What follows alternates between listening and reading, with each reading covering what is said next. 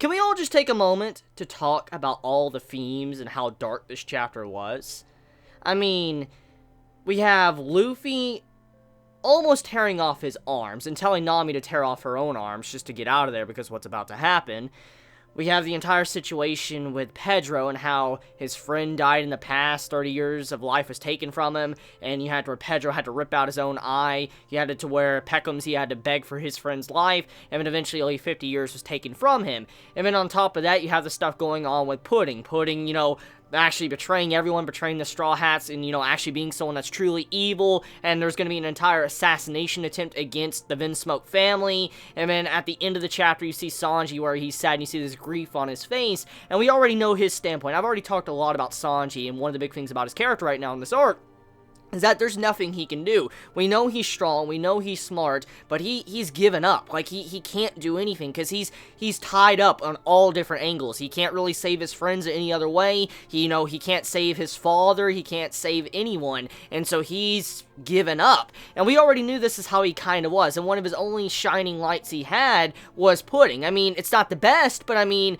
at the very least, it was something. It was something that was kind of making him happy, and now with, the truth being revealed of Pudding's true nature, this is just like the last bit of light that Sanji had just extinguished. It's completely gone. So this chapter, completely dark. It was a very dark chapter if you really take a moment to look at it, and I just like the direction Oda is going with this arc, because the way it's looking right now, it looks like we might be getting, like, I guess the Red Wedding. If you know about the Red Wedding, if you know about Game of Thrones, you know what I'm talking about. And I mean, if you think about what's going on here, that's kind of similar. I mean, you have it to where the Vinsmoke family, they're coming in, there's going to be a marriage and stuff, and then you have it to where Pudding's family, Big Mom's family, and all that, they're going to be killing the Vinsmoke family, just killing all of them, because the only reason why they want the Vinsmokes in the first place was thanks to their technology and cloning type technology, and we already knew this. We already knew that's kind of why Big Mom is wanting this marriage. She just wanted to, be able to make clones and stuff and giants, but now seeing this, it's like, holy crap, Big Mom's family doesn't even need the Vinsmokes at all. They don't need Sanji, they don't need none of them, they just want the technology, so they're going to kill them. They're going to kill all the Vinsmokes, just assassinate them all, and then that'll be just GG right then and there.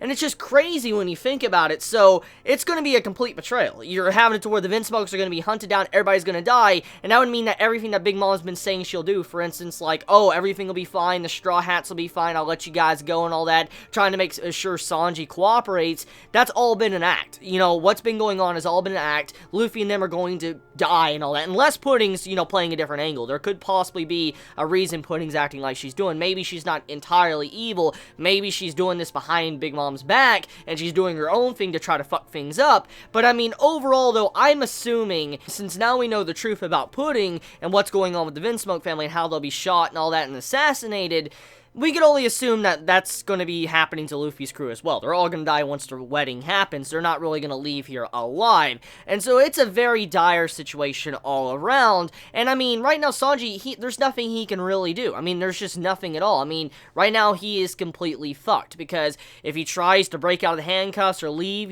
his father's going to die. If he tries to escape in any way, the Straw Hats, they're being held hostage, they can die. And then on top of that, you have it to where his family, the Vinsmoke family, will be killed. Even if Sanji doesn't like his family, at the end of the day, they're still his family. And so he probably doesn't want them to die either. So when you look at all these different things going on, and then also, how his hands will be ruined too as a chef, just everything is against him. There's just nothing he can do. And when you see the way this was revealed in this chapter, it's just like, what can he do? Even though Sanji knows the truth, what could he really do to fight it back? I mean, he could tell the Vinsmoke family that Big Mom is going to do this, but will they really believe Sanji? I mean, they don't really care about Sanji at all. They don't give a shit about him. And so, honestly, I highly doubt they'd probably listen to him. They'll probably think he's lying because, like, oh, you just don't want this marriage. You want to be back to your friends and all that. They'll probably assume he's lying. Even if Sanji was to go try to tell his brothers and sister, they would not believe him at all. So Sanji, he's in a spot. And it's kind of ironic when you think about it, that the people that are getting assassinated or going to be killed in the wedding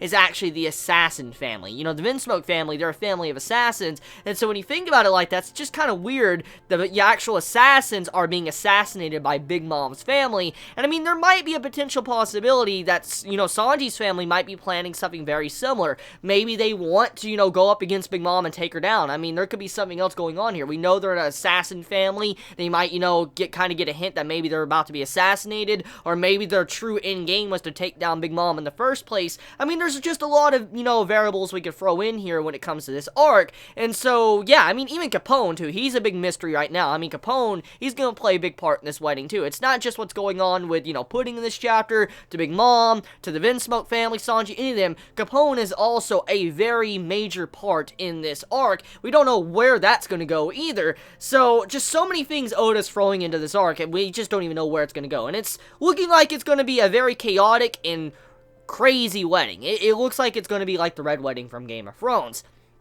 So besides that, let's talk about Pudding in general. Let's just talk about her character for a second.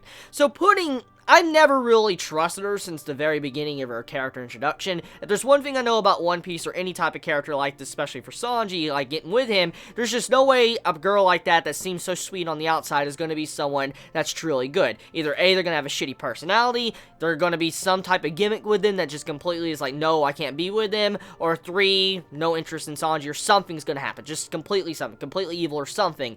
And that's exactly what happened. Pudding reveals her true nature. She is an actor. And I've kind of expected it since the very beginning. I really have. I was talking about it constantly in my reviews. I mean, she seemed to be nice now. In these recent chapters, she actually seemed like she's being nice, and I was almost fooled. But I was talking about it quite a bit a while back, maybe like 10 or so chapters back. Now, Pudding, she just seems very shady. Just, I mean, overall, what she's doing and all that, she seems very kind, but I mean, I just felt like there was something off about her. And with the reveal of this chapter, she is in fact evil. She is a bad person, and that would mean that this is not going to be someone that's going to permanently be with Sanji.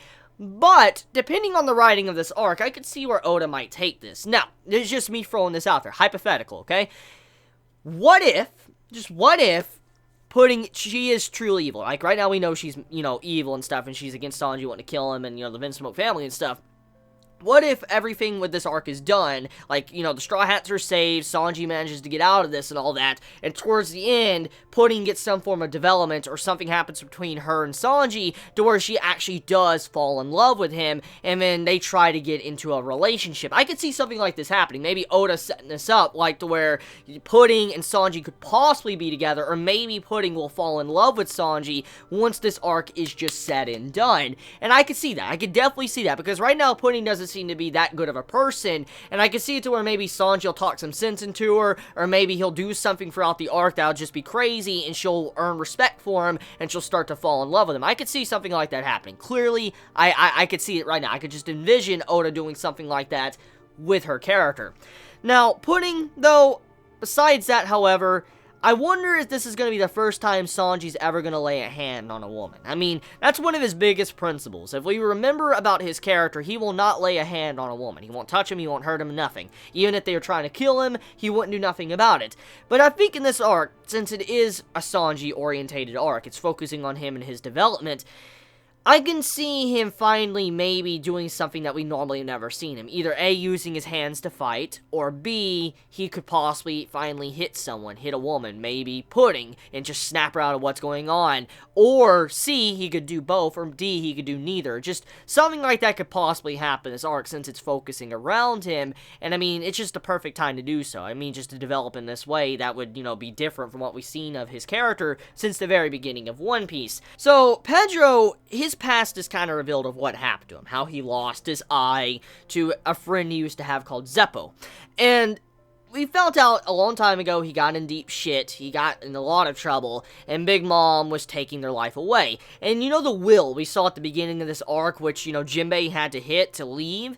Well, we kind of get a little bit more information on that. It kind of scares me because the person, Zeppo, when he hits the darts and all that, he has 100 years taken away from him. And since he couldn't have 100 completely taken from him because he only had 30 years left, that means there was 70 years left to pay, and Pedro had to pay them 70 years. But thanks to Peckham's begging, Big Mom decided to lower it down to 60. And then with Pedro's determination to rip out his own eye, Big Mom put it down to 50 years. So he managed to take off 20 years off of his 70-year sentence, just removing his life, which might have already have killed him. And so the will, we get information about this, of how it'll take your life and soul. We kind of already speculated this, but now we have clarification, and this kind of makes us assume what maybe has happened to Jinbei. We haven't really seen him. We don't know what's really going on with him. We don't really know all the stuff on, the big, just the will. And so when we see this right now, it makes us assume something very bad must have happened to Jinbei. Maybe his entire life was taken away.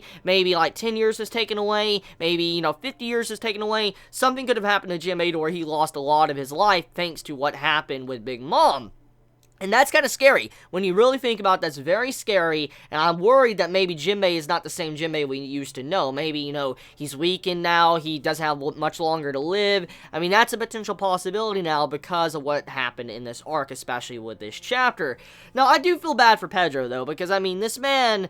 He gave up so much, he barely has any time left to live, and his friend died on him and all that, and he's like, I don't care if I even have to die the remaining part of my life, I will see the new dawn, I'll be with the Straw Hat crew, and that's why he's, betting everything on the table. I wonder when the arc is said and done, if Pedro could get back his life in any way, like maybe Big Mom could restore his life the years that was taken away from him. I mean, maybe something like that could happen. I mean, Big Mom is able to manipulate souls, she's able to, put souls in different things. I wonder if she could take that life force back and insert it into someone else. Maybe, that could happen. Maybe his life force can come back if Big Mom chooses to, but since Big Mom seems to be necessarily evil and she's willing to wipe out the Vinsmoke family, we can only assume she would never do that, and I highly doubt she'll ever do that. So right now it seems like Pedro is kind of fucked.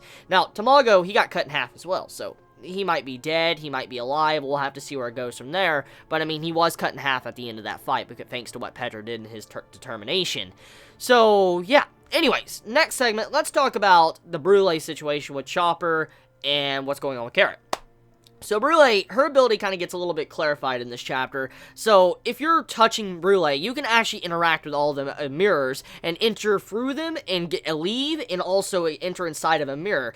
And this is really cool when you think about it. So Brule right now, she's being used as a way to go in different parts of the island and be able to get in there. So right now, Chopper and Carrot's role is probably by far one of the most important roles in this arc. I mean, Brook is doing something very important right now. He's facing up against Big Mom, and he might, get really injured or something. We don't know what's going to happen with that fight, because there's a lot of variables with that, since, Brook, he can manipulate his own soul, I mean, Big Mom being able to do stuff with souls as well. We just don't really know all what's going to happen in that fight. So, besides Brook, just counting him out of this, Chopper and Carrot have the most important role in this arc, and they're the only ones that can really move about and probably set things into motion. Since they now are using Brule to travel around and get information, they might be able to save Luffy and Nami, maybe even, Sanji. They can get them out of there, and then they can do their own thing. They can set up, relay information to each other. Right now, their job is very important, and so long as they have Brule, they can actually do whatever they want. They can get out of there, they can, bring people inside. They really right now are in the best possible situation to help everyone out. It just depends on how long they can keep, Brule under wraps and keep her as a hostage until she may find a way to break out.